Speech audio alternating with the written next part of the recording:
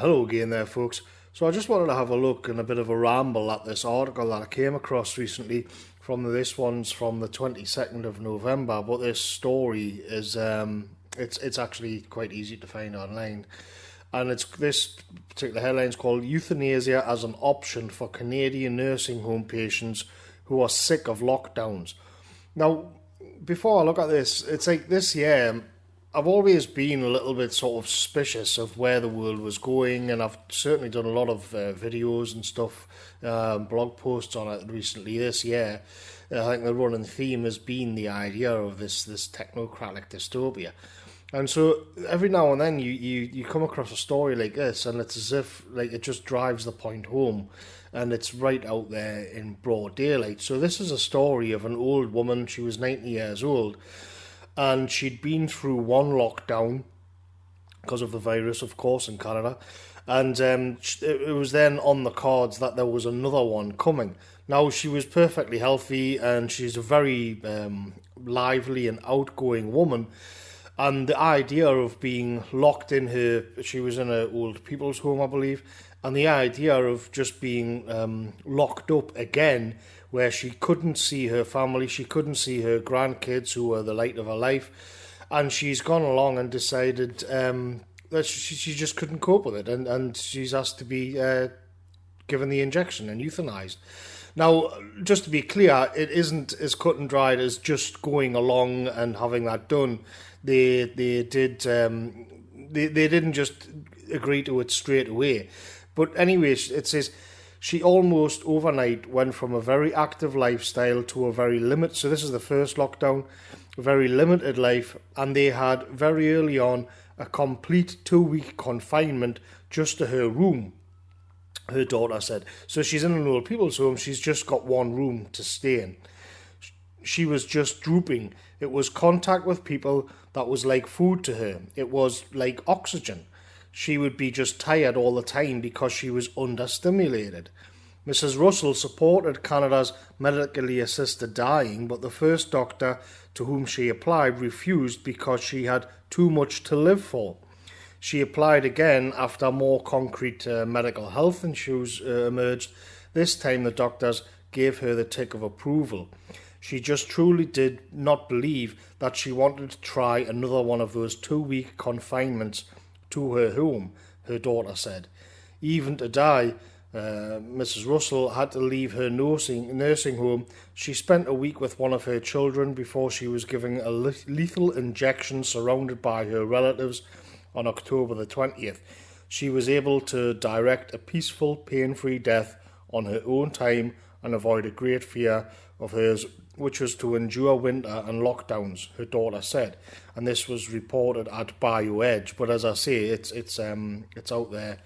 It's been reported a few times around Canada. And so here we have a situation where a perfectly healthy woman could no longer bear the restrictions being placed on her life, being locked down. She couldn't see her family. And the first thing is the restrictions themselves and the low-level sort of bureaucracy. And then you've got the second thing which comes in, which is that the same technocratic mindset has also made it possible where if you don't like that, if you don't like the circumstances, you don't like not being able to see your family at 90 years old, and that you're going to be locked in a small one room for weeks on end, that at the end of the day, they're going to make it possible for you to end your life rather than find some way around that.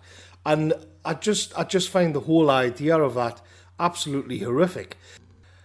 So in the name of protecting the public from a deadly virus, supposedly, and the health of the people in general, we've arrived at a place where the lockdown measures, the restrictions placed on people's lives, it's leading them to feel suicidal, and then the system is also willing to facilitate the suicide. So if essentially, I mean, I know like these euthanasia laws have been slipping in quietly around the West, and just like abortion, before they always come in at it with it's a slippery slope thing, where they say, well, if a baby is like severely handicapped or something, is it not more cruel to leave it alive? And then with the euthanasia, they'll say, well, at the end of the day, you can have somebody who's in horrible pain, they're never going to get better. Would you then be in favour of it? And so on. But it's like in each case, so in the case with abortions, we're pretty much at the stage now where babies are just being killed upon birth. And then with the euthanasia at the end of people's lives, they're streamlining that process as well. There was another sort of controversial issue with a girl in Holland a few years ago who was just 17 years old. And here we have it where it's no longer that you are so horribly ill and in pain, and it's a humanitarian act to just gently let you go. Instead, it's because you're depressed, and so the system which has been set up to protect people against this deadly virus is now also going to streamline it so that they can kill you. Allow you to die if you're not happy with the restrictions. How nonsensical is this? How insane is this? Because then it reveals that actually the restrictions are just a form of control, and they're a form of technocratic control. Now, this, of course, gets us into dystopian territory, and I thought, well, how would you actually define a dystopian society? I mean, just a thing here, it says 5 characteristics of a dystopian fiction is government control, environmental destruction, technological control, survival, and loss of individualism. And then further, more in-depth one says characteristics of a dystopian society. Propaganda is used to control the citizens of society. Information, independent thought, and freedom are restricted. A figurehead or concept is worshipped by the citizens of the society. Citizens are perceived to be under constant surveillance. Citizens have a fear of the outside world. Citizens live in a dehumanized state. The natural world is banished and distrusted, which is just outdoors. Citizens conform to uniform expectations. Individuality and dissent are bad. The society is an illusion of a perfect utopian world. So the perfect utopian world is this hyper-technological and organised society.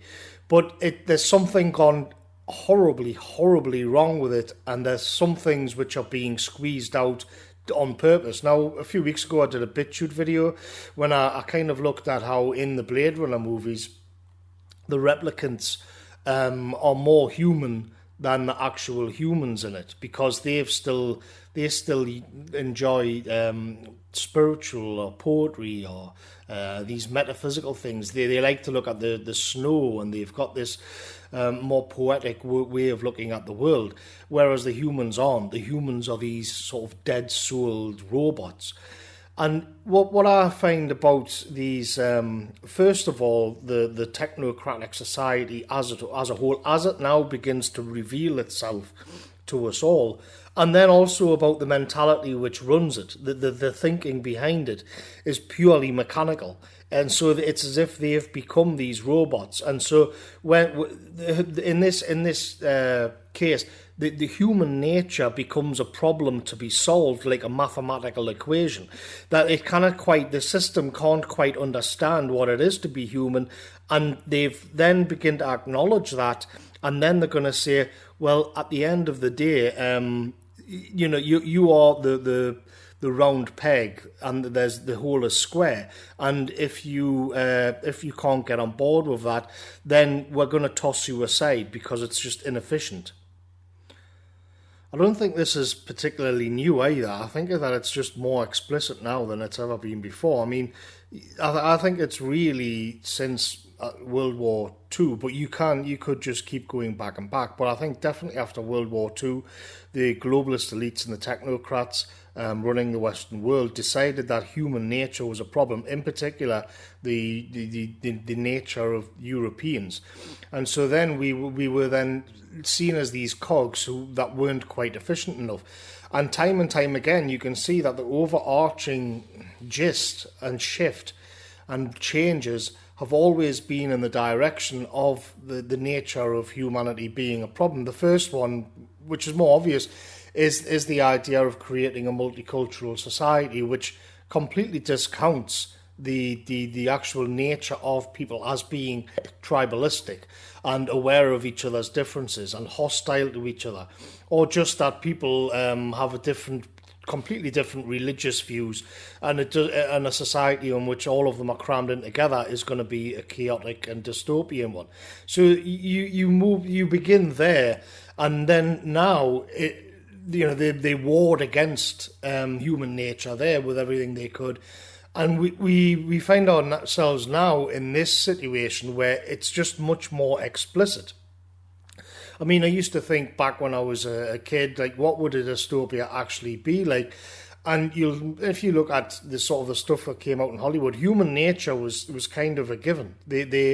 You'd have killer robots and technology in the future, which could be dystopian, or the world would be wiped out.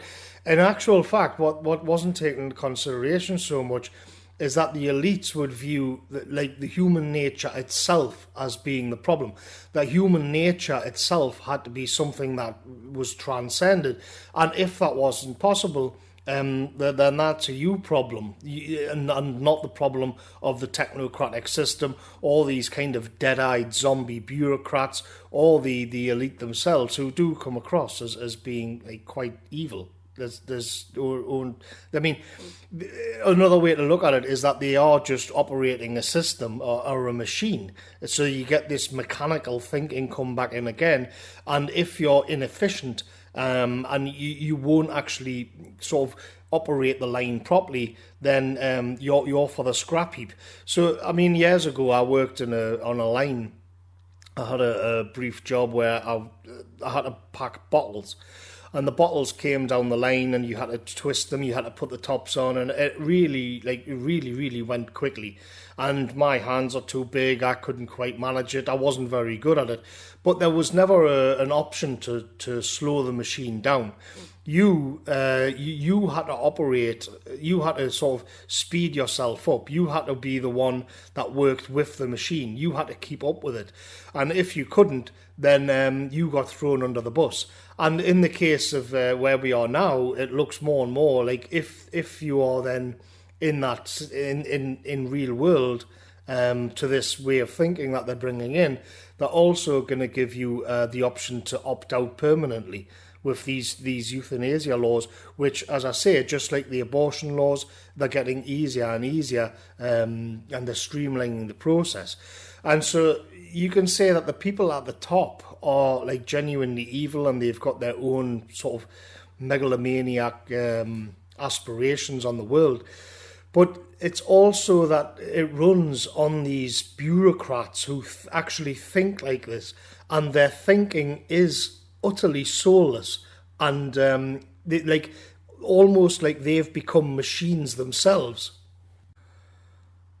The counter to what I'm saying here would almost always be like these purely utilitarian arguments, which is to say that it's justified because more people are being catered for. So, in other words, we've got this machine, like this system, and it caters to the greatest amount of people. People's material needs are met. The greatest amount of people are being kept safe from the supposed virus, which is so deadly. And so, therefore, it's justified. We go back to Steven Pinker and his graphs of, like, people in Africa have got access to Uncle Ben's rice now. So, therefore, it's justified that people in America somewhere in the Rust Belt have less. The overall amount of comfort in the world is now it has increased, so therefore the system is justified, and he'll pull out all of these graphs to prove it and parade it around in his book Enlightenment Now. But what all of this misses is actually what it is to be human in the first place. And so you think back to the 90-year-old woman who just, maybe it's going to be her last Christmas, and she wants to spend Christmas Day with her grandkids. Well, the problem is you can't actually put that on a spreadsheet. You can't reduce it to data. And you can't like program that into the system. And so like Rutger Hauer, you know, but when his teardrops will be lost in the rain and all of this, these things can't be quantified, and so the system is beginning to reject it. It's just like, again, you're the square peg going into the circle, and you don't fit. The problem is, how many square pegs are there? Is this going to be like half of the population in one way or another? We were warned about this, you know, especially after World War One, when for the first time European thinkers, who tended to be right wing and reactionary because the left, the Marxists, are like materialists, so they don't have too much of a problem with this thinking, but with this purely sort of utilitarian, you've got enough bread, so you should be happy. You all we're asking you to do is like lie on your sofa for 2-3 months watching Netflix. Like, that's it. What's so hard about that? And again, what they're missing is like the real essence of what it is to be human. And it seems like this system is being deliberately set up to squeeze out what makes us human, in the same way they did in earlier decades when they began the mass immigration program. That too missed, and it was only through relentless persecution and brainwashing that they managed to get that sorted out. And now it seems to be, well, you know, if you're still going to hang on to these traits, if you're still going to hang on to these kind of old school romantic notions about what it is that makes a person a person, well, there's no place for you, and we're going to streamline the euthanasia program, and you can just gently sort of drift away. And I find it an abomination.